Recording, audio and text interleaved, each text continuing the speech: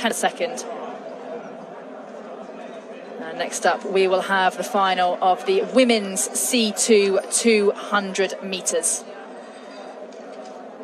And Johnny, we just heard Spella say there that there's time between now and the World Championships. It's about 10 weeks for her. It's really important to perform today ahead of that one, looking ahead to those World Championships and Olympic qualification.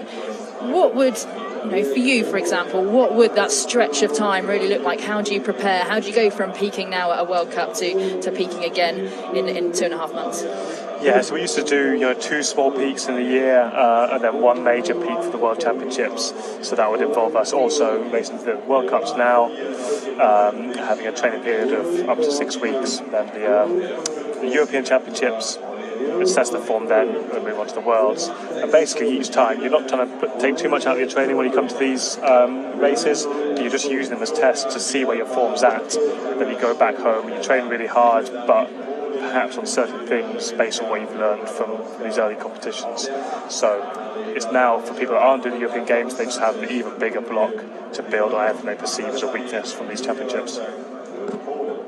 Well, up next, the women's C2 200 metres, and in lane 5, that's Russia's Ksenia Kurach and Olesia Romasenko. And there are a lot of crews in this C2 200 that have already paddled just a few moments ago in the C2 500 metres, the opening final of the afternoon. Interesting to see who can back up their performances. There's Bala and Takac, who won gold in the C2 500 metres just an hour ago. Borovska and Shucherbinska in this one as well, from Russia. They're out in lane 7.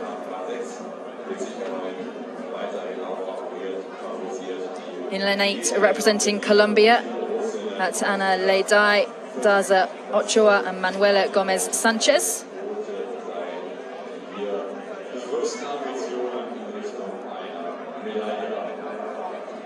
And in lane 9, representing Poland, that's Magda Stani and Julia Volchak. Yep, so they're just floating down there as they get called into the starting buckets. Everyone's just wanting to take their time with this, make sure they're not sat in the buckets too long waiting for everyone else to line up. So there's a bit of looking around to make sure you time that well. And then we see the buckets have just popped up so they can head towards them now. It's interesting to see Chinese with a different crew in compared to their 500-metre crew.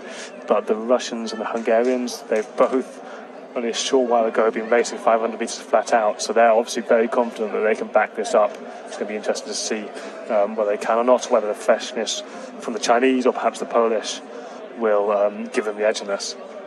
Well, Hungary gold in the C2 500 a moment ago. Russia bronze in that event, and the two crews are going head to head again in lanes 5 and lane 6 in the women's C2 200 metres.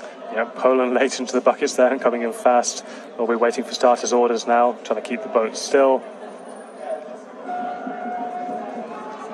And here we are, a really good start for Hungary once again. They produced an absolutely sterling performance to power through and take gold in the 500 metres a moment ago, beating Vincent Lapointe and Vincent of Canada. Uzbekistan in lane 3, China in lane 4, going really, really well as well. It's China's Lin and Zhang who just have the lead with 50 metres to go in this final. Uzbekistan are up there in the silver medal position. Hungary just slipping back into third after that fantastic start. This is going to be an incredible finish across the board. It will be China with the gold, Uzbekistan with the silver, and it looked like Hungary in bronze.